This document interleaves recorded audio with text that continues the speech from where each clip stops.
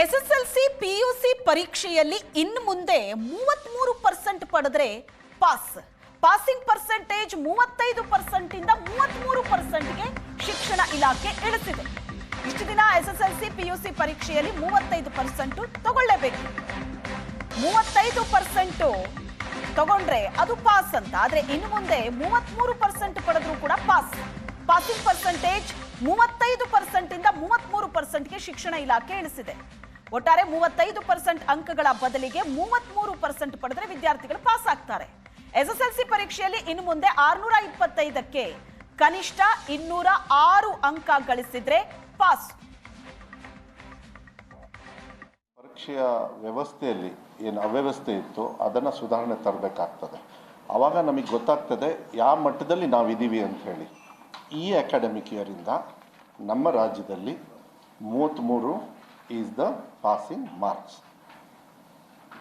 ಅದನ್ನು Jio I think ಈಗಾಗಲೇ ಹೊಡಿಸಿದಾರೋ ಇಲ್ಲ ಬೆಳಗ್ಗೆ ಇವತ್ತು ಹೊಡಿಸ್ತಾರೋ.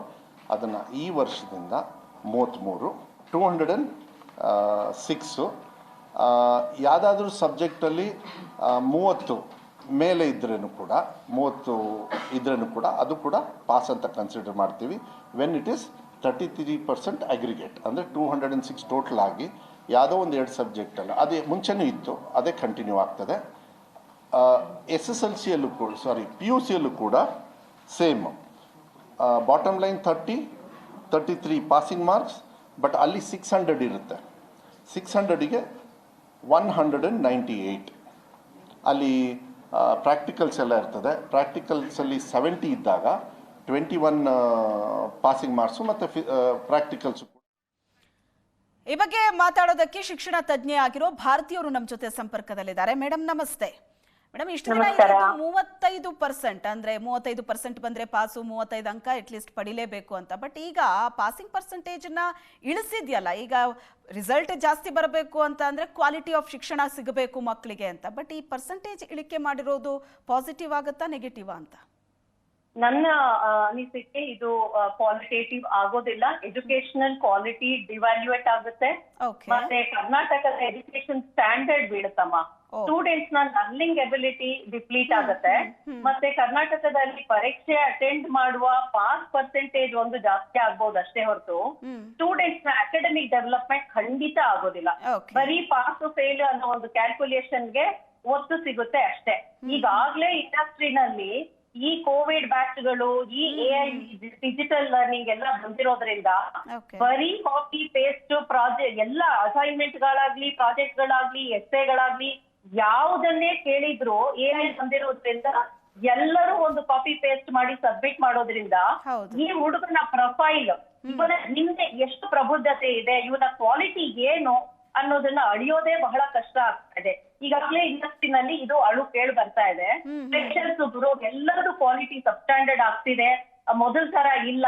ನಿಮ್ಮ ಜನರೇಷನ್ ಇವತ್ತು ಯಾರು 50 ವರ್ಷದಲ್ಲಿ ಇದ್ದೀರಾ, ನಿಮ್ಮ ಜನರೇಷನ್ನೇ ಮುಗ್ದೋಯ್ತು, ಇಂಥದ್ದು ಕ್ವಾಲಿಟೇಟಿವ್ ವರ್ಕೇ ಬರೋದಿಲ್ಲ ಅನ್ನೋ ಹಾಗೆ ಮಾತಾಡ್ತಾ ಇದ್ದಾರೆ. ಆ ಕಂಪ್ಲೇಂಟ್ಸ್ ಇರ್ಬೇಕಾದ್ರೆ ಇನ್ನು 30%ಗೆ ಇಳಿಸ್ಬಿಟ್ರೆ ಸ್ಟೂಡೆಂಟ್ ಫ್ಯೂಚರ್ ನ ಕಾಂಪ್ರಮೈಸ್ ಮಾಡ್ದಂಗ ಆಗತ್ತಮ್ಮ. ಇಡೀ ವರ್ಷ ಓದಿದ ಹುಡುಗರು, ವಿದ್ಯಾರ್ಥಿಗಳು ಪಠ್ಯ ವಿಷಯಗಳಲ್ಲಿ 35% ಕನಿಷ್ಠ ಮಾರ್ಕ್ಸ್ ತೆಗೊಳಕ್ ಆಗೋಲ್ಲ ಅಂದ್ರೆ ಇಂತಹ ವಿದ್ಯಾರ್ಥಿ ಇನ್ ಮುಂದೆ ಜೀವನದಲ್ಲಿ ಬರುವ ಪ್ರೊಫೆಷನಲ್ ಎಕ್ಸಾಮಿನೇಷನ್ಸ್, ಕಾಂಪಿಟೇಟಿವ್ ಎಕ್ಸಾಮ್ಸ್ ಇಷ್ಟೆಲ್ಲ ಇದ್ರೂ ಸಹ ಯಾಕೆ ಶಿಕ್ಷಣ ಇಲಾಖೆ ಇಂಥದ್ದೊಂದು ಹೆಜ್ಜೆ ಇಟ್ಟಿದೆ? ಈಗ ಕ್ವಾಲಿಟಿ ಆಫ್ ಎಜುಕೇಶನ್ ಕೊಡೋದ್ರ ಮೂಲಕ ಫಲಿತಾಂಶ ಜಾಸ್ತಿ ಮಾಡಬೇಕು. ಹೌದು, ಇದು ದುರದೃಷ್ಟಕರ. ಅವರಿಗೆ ಯಾರು ಅಡ್ವೈಸ್ ಮಾಡ್ತಾ ಇದ್ದಾರೆ, ನಮ್ಮ ಅಕಾಡೆಮಿಷಿಯನ್ಗಳು, ಎಜುಕೇಶನಲ್ ಯಾರು ಶಿಕ್ಷಣ ತಜ್ಞರು ಕರೆಕ್ಟ್ ಆಗಿ ಒಂದು ಅಡ್ವೈಸ್ ಮಾಡಿದ್ರೆ ಮುಂದೊಂದು ದಿನ ಮೆರಿಟ್ ಆಧಾರದ ಮೇಲೆ, ಕೋರ್ ನಾಲೆಜ್ ಬೇಸಿಸ್ ಮೇಲೆ ಸೆಲೆಕ್ಟ್ ಆಗ್ಬೇಕಾಗಿರುವಂತಹ ಪ್ರೊಫೆಷನಲ್ಸ್, ಇಂಜಿನಿಯರ್ಸ್, ಡಾಕ್ಟರ್ಸ್, ಅಡ್ವೊಕೇಟ್, ಸೈಂಟಿಸ್ಟ್ಗಳು, ರಿಸರ್ಚರ್ಗಳು, ಇನೋವೇಟರ್ಗಳು ಇವರೆಲ್ಲ ಸಬ್ಸ್ಟ್ಯಾಂಡರ್ಡ್ ಕ್ವಾಲಿಟಿ ಆಗೋಗ್ಬಿಡುತ್ತೆ.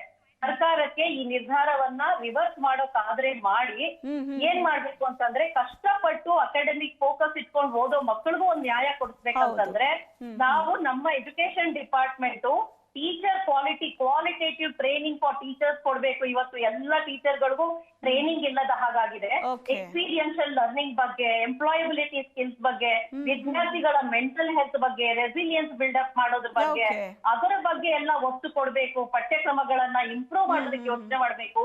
ನಮ್ಮ ಎಜುಕೇಶನಲ್ ಸ್ಟ್ಯಾಂಡರ್ಡ್ ಅನ್ನ ಹೆಚ್ಚು ಮಾಡೋದಕ್ಕೆ Okay. ಸರ್ಕಾರ ಗಮನ ಅದನ್ನ ಬಿಟ್ಟು ಈ ದಾರಿ ಆಯ್ಕೆ ಮಾಡ್ಕೊಳ್ಳೋದು ತಪ್ಪಾಗತ್ತೆ ಅಂತ ಹೇಳ್ತೀರಿ. Thank you so much madam. Thank you.